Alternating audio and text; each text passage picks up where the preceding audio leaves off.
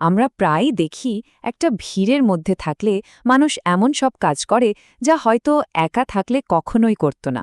কিন্তু কেন এমন হয়? কেন আমরা ভিড়ের মধ্যে নিজেদের বিচার বুদ্ধি হারিয়ে ফেলি? আজকের এই বিশ্লেষণে আমরা এই ফ্যাসিনেটিং মনস্তাত্ত্বিক ব্যাপারটা নিয়েই কথা বলবো। আচ্ছা, চলুন একটা দৃশ্য কল্পনা করা যাক। ধরুন, একটা রাস্তায় দাঁড়িয়ে আছেন আর হঠাৎ দেখলেন আপনার চারপাশে সবাই কোনো দিকে না তাকিয়ে পাগলের মতো একদিকে দৌড়াচ্ছে। এই পরিস্থিতিতে একজন কি করবে?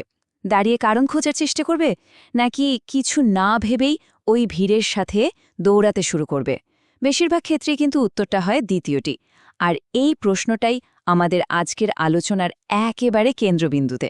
বেশ, তাহলে চলুন একটু গভীরে যাওয়া যাক। এই যে সবাই দৌড়াচ্ছে, এর পেছনের মনস্তাত্ত্বিক কারণটা আসলে কি? কেন আমাদের প্রথম প্রতিক্রিয়া হয় দলটাকে অনুসরণ করা, প্রশ্ন করার বদলে? এই আচরণের একটা পোশাকি নাম আছে, সোশ্যাল ইনফ্লুয়েন্স বা সামাজিক প্রভাব। সহজ করে বললে, এটা এমন একটা মনস্তাত্ত্বিক ঘটনা যেখানে আমাদের চিন্তা, অনুভূতি বা কাজ সবকিছুই অন্যদের দ্বারা প্রভাবিত হয়। মজার ব্যাপার হলো, এটা প্রায়ই আমাদের অজান্তেই ঘটে, একটা অদৃশ্য শক্তির মতো কাজ করে যায়। এখন প্রশ্ন হলো, এই প্রভাবটা এত শক্তিশালী কেন? এর উত্তরটা কিন্তু আমাদের আধুনিক সময় নয়, বরং লুকিয়ে আছে আমাদের মস্তিষ্কের সেই আদিম গঠনে। এটা কোনো নতুন ব্যাপার না, বরং হাজার হাজার বছরের বিবর্তনের ফল।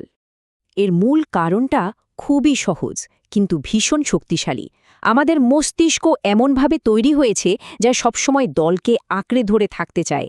ভাবুন তো, আদিম যুগে টিকে থাকার জন্য এটা কতটা জরুরি ছিল। একা থাকার মানেই ছিল নিশ্চিত বিপদ, আর দলের সাথে থাকার মানেই হল নিরাপত্তা। এই ইনস্টিংক্ট বা প্রবৃত্তি আজও আমাদের মধ্যে একইভাবে রয়ে গেছে। এখানেই আমাদের মস্তিষ্কের একটা দারুণ পরিবর্তন দেখা যায়।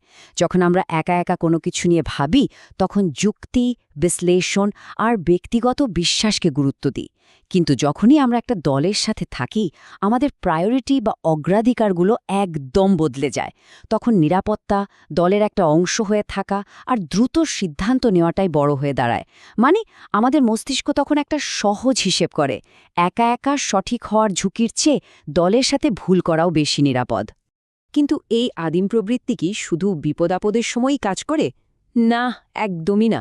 এই একই ইনস্টিংক্ট আমাদের আধুনিক জীবনেও একটা অদৃশ্য জালের মতো জড়িয়ে আছে, যা আমাদের প্রতিদিনের ছোট বড় সব সিদ্ধান্তকে প্রভাবিত করছে।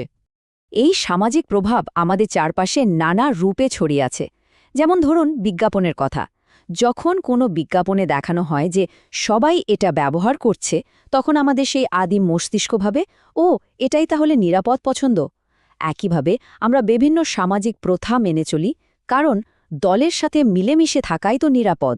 এমনকি কোন রেস্তোরাঁয় খাবো বা কোন সিনেমা দেখব, এই ধরনের খুব সাধারণ দৈনন্দিন সিদ্ধান্তেও আমরা প্রায়ই অন্যদের পছন্দ দ্বারা প্রভাবিত হই।